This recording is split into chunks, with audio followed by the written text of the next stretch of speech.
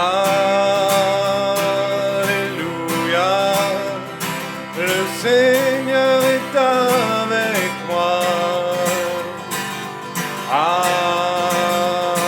Alléluia, je suis fidèle dans ses voies.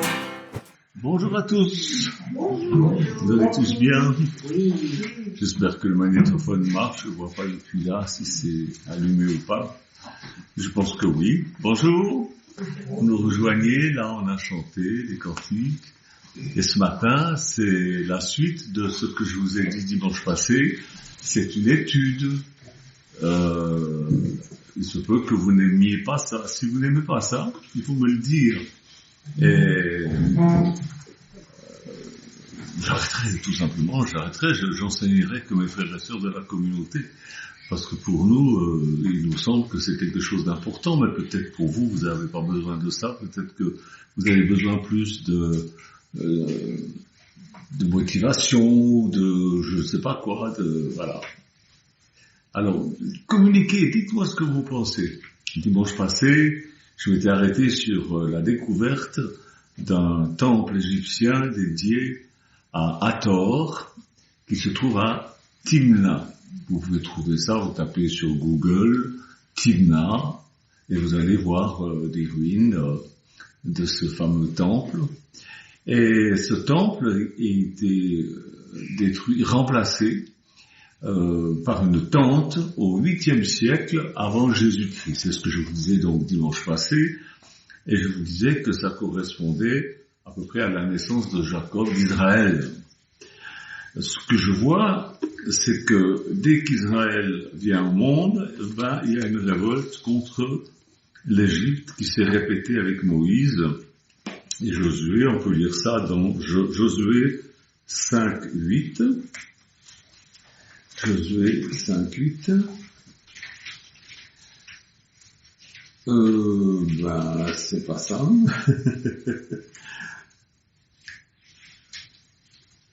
Excusez-moi, je me suis trompé de référence, mais enfin, tout le monde sait bien qu'il y a eu des révoltes contre l'Égypte et c'était justifié.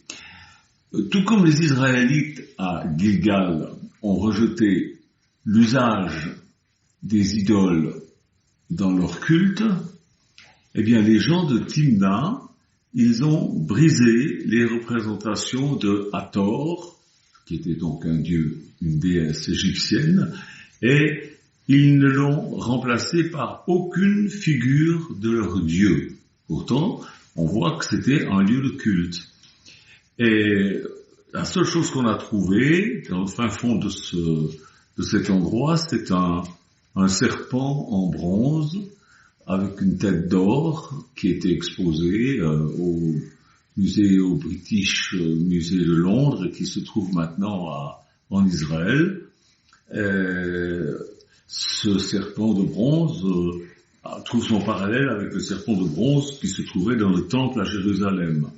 Maintenant, on va lire nombre 21, 5, 1 à 5, j'espère que c'est juste. 21, 11 à 5. Les Israélites partirent et campèrent à Oboth. Ils partirent d'Oboth et campèrent à Yehabarim. Oh, ils ont dit non, c'est pas français, hein. Dans le désert qui est en face de Moab, du côté du soleil levant. De là, ils partirent et campèrent à l'ouest Zéred. À l'ouest Zéred. De là, ils partirent et campèrent de l'autre côté de l'Arnon, qui coule dans le désert en sortant du territoire des Amorites. Car l'Arnon est la frontière de Moab, entre Moab et les Amorites. C'est pourquoi il est dit dans le livre des guerres du Seigneur, Vabé et Soufa et les Oued, l'Arnon est le cours des Oued qui s'étend du côté d'Ar et s'appuie sur la frontière de Moab. Est-ce que c'est bien ça que je devais vous lire? vraiment, les Cananéens, le roi d'Arad, qui habitait le Negev, apprit qu'Israël venait par le chemin d'Atarim. Il combattit Israël et les captifs. Israël il fit un vœu au Seigneur et il dit, si tu me livres ce peuple, je frapperai ces villes d'anathème. Le Seigneur entendit Israël et livra les Cananéens. On les frappa d'anathème, eux et leurs villes, et on appela ce lieu du nom d'Orma, c'est-à-dire Amathème. Ils partirent d'Or, la montagne, par le chemin de la mer des Joncs pour contourner l'Édom. Or, H-O-R, Or, la montagne, se trouve dans la région minière de l'Araba, pas loin de Timna et de son fameux serpent de bronze. Bon, ceci dit, le sanctuaire, la tente trouvée sur le site de Timna ne ressemble pas du tout au tabernacle de Moïse. Seulement voilà, il y a une chose qui échappe à beaucoup de chrétiens. Le tabernacle n'est pas le seul sanctuaire des Israélites dans le désert. C'est pas le seul lieu pour rencontrer l'Éternel. Selon le livre d'Exode, le tabernacle n'est pas la première tente. Il y en a eu une autre avant, qu'on nommait la tente du rendez-vous. Et les chrétiens ont tendance à mélanger le tabernacle et la tente du rendez-vous. On dit presque rien dans la Bible au sujet de la tente du rendez-vous, mais il semble être d'une importance capitale pour Israël. Cette tente apparaît pour la première fois dans Exode 18, 1 à 16. Exode 18, 1 à 16, vous le lirez chez vous. C'est la fameuse tente de Moïse, où Moïse s'asseyait, et puis le peuple venait vers lui pour être jugé, et ils avaient rendez-vous avec l'Éternel, parce que Moïse parlait de la part du Seigneur, mais c'était sa tente. En Exode 18, on comprend que Moïse donnait rendez-vous au peuple pour régler des litiges. Donc, c'était la tente du rendez-vous.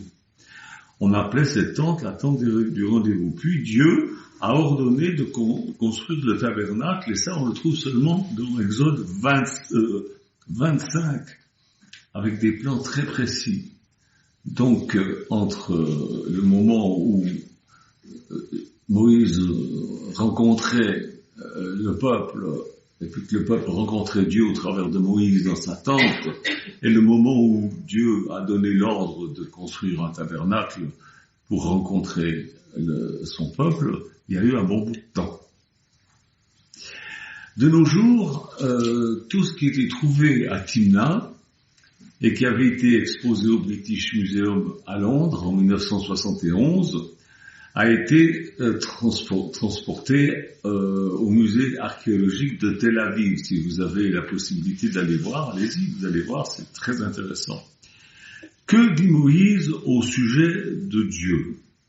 Alors, on peut lire dans Deutéronome 33, 1 et 2, il dit, voici la bénédiction par laquelle Moïse, l'homme de Dieu, bénit les Israélites avant sa mort, et dit, le Seigneur est venu du Sinaï, il s'est levé sur eux de Zéhir, depuis le mont Paran, il a paru dans sa splendeur, il est sorti d'entre des dizaines de milliers de saints.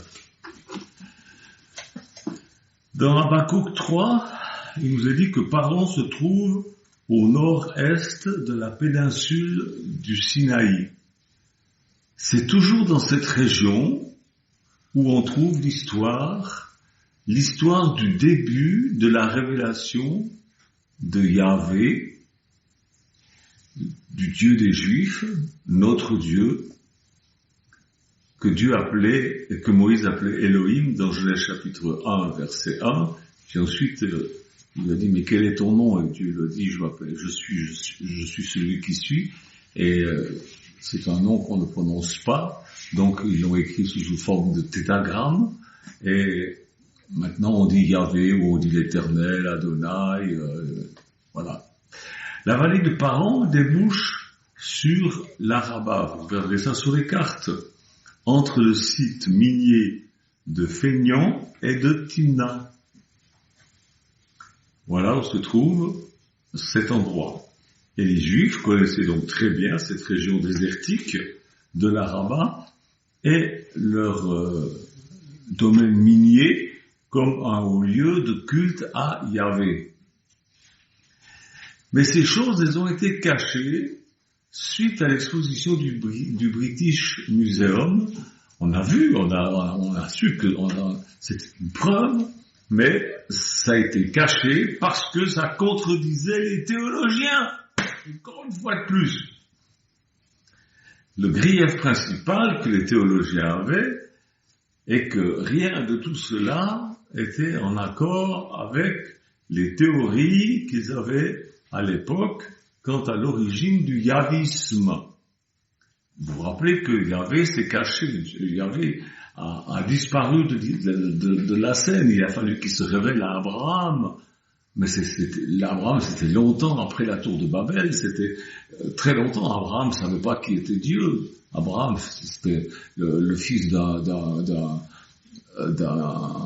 idolâtre qui ne connaissait pas Dieu. Et même Moïse, il ne connaissait pas Dieu. Il a fallu que Dieu se révèle à lui au buisson ardent. Dieu est un Dieu qui se cache, je vous l'ai montré dans Ésaïe. Yahvé est éternel, c'est vrai, mais le yahvisme, la connaissance de Yahvé, elle a eu un début, et c'est avec Abraham que ça a commencé. Dans la Bible. Souvenez-vous que Dieu est un Dieu qui se cache, Ésaïe 45, 15. Alors, le premier point important dans les découvertes de Timna concerne le Dieu d'Israël, avant la naissance de Jacob, avant Israël. Comme on ne trouve aucune représentation d'un Dieu dans la tente de Timna, on peut en conclure que c'était Yahvé qu'ils adoraient, un Dieu qu'on ne représente pas. Et la Bible n'est pas la seule source qui conduit à cette conclusion. Il y a des documents égyptiens de l'époque de Aménophis II et de Ramsès II qui datent donc de avant la naissance d'Israël, qui font mention d'une population de nomades, des nomades, qu'ils appelaient les Sazus. Et dans ces documents, il est révélé que les Sazus étaient attachés à la région de Zéhir. Et Moïse dit que Dieu s'est révélé là, parce que c'est là la montagne de Dieu.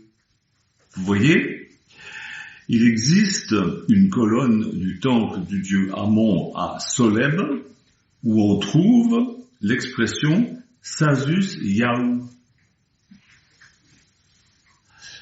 Sazus Yahou indique un supplément de l'importance de Yahvé pour les Sazus. Je ne sais pas si on dit Sazus ou Chazus, parce que ça s'écrit en français S-H-A-S-U-S. Mais ça, c'était peu avant l'émergence d'Israël. Le terme Sazus n'est pas utilisé dans la Bible pour désigner les habitants de l'Araba. Et vous allez voir pourquoi. Mais dans la généalogie d'Édom, sont mentionnés une multitude de clans, tous affiliés à deux ancêtres, Ésaü et Zéhir. Tiens, vous lirez ça chez vous, c'est une longue généalogie, c'est dans Genèse 36, 1 à 19, c'est des noms à non plus finir. Mais c'est très intéressant de lire ça, parce que cette généalogie représente sans doute le clan nouvellement constitué d'Édom. plus ou moins contemporain de la naissance d'Israël.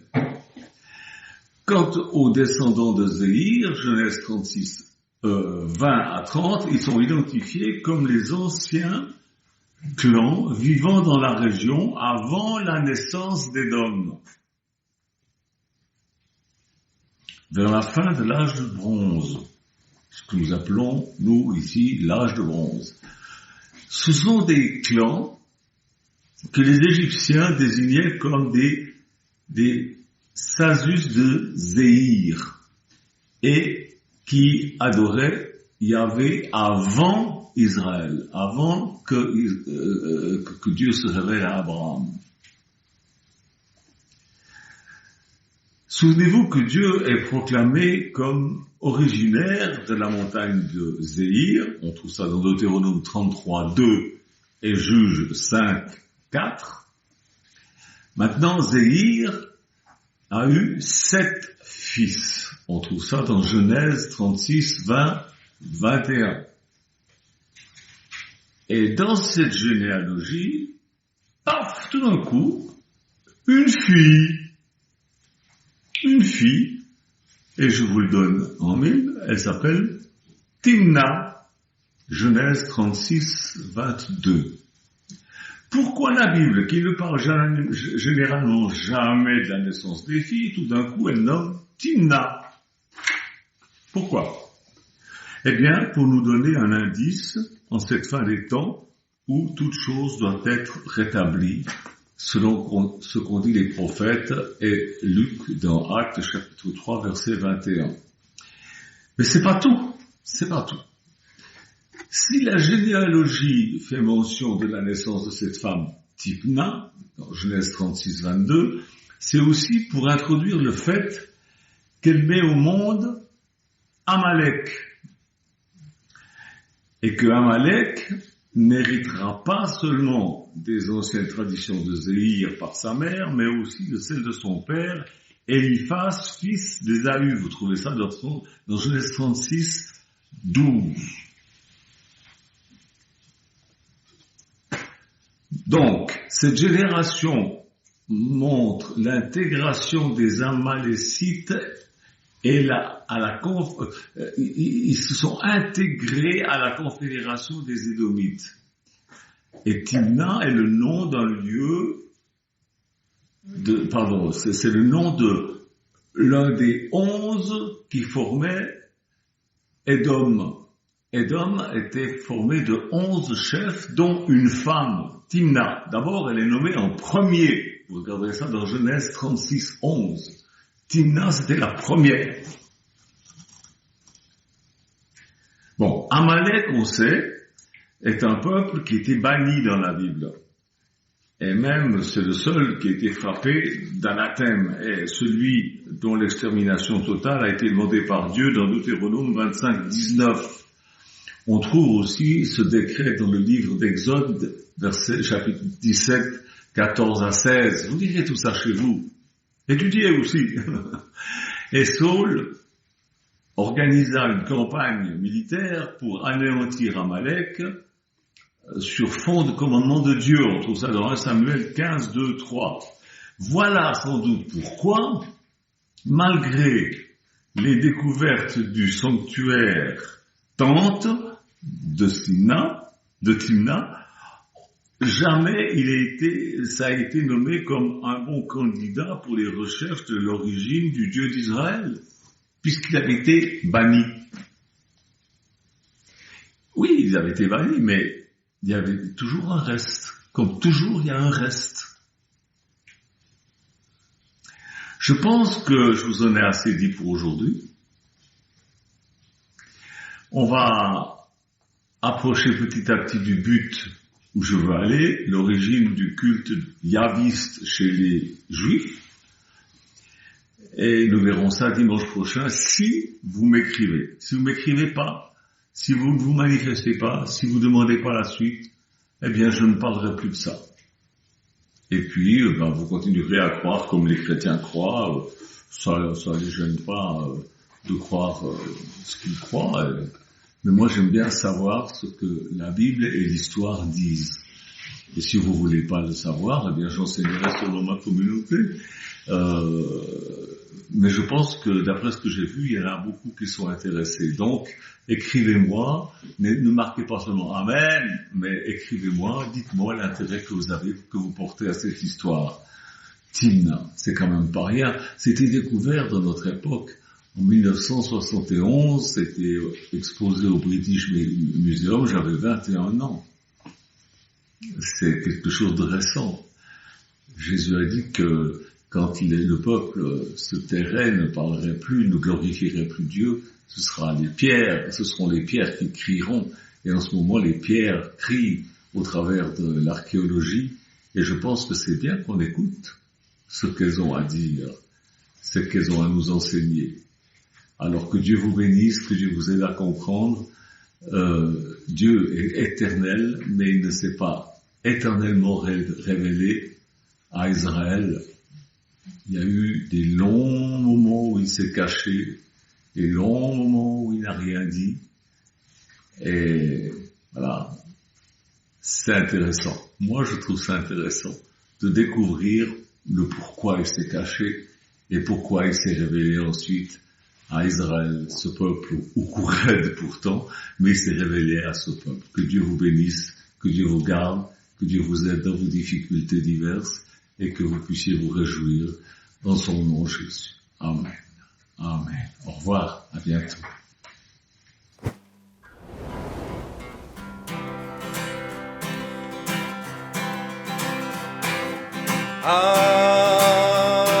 Alléluia, le Seigneur est avec moi. Alléluia, je suis fidèle dans ses voies. Hosanna, ses promesses sont pour moi. Hosanna pour le roi, même si je tombe, il me relèvera. Alléluia, le Seigneur est avec moi. Alléluia, je suis fidèle dans ses voies. Hosanna, ses promesses sont pour moi. Hosanna pour le roi, même si je tombe, il me relèvera. Alléluia, le Seigneur est avec moi. Alléluia, je suis fidèle dans ses voies. Hosanna, ses promesses sont pour moi. Hosanna pour le roi, même si je tombe, il me relèvera.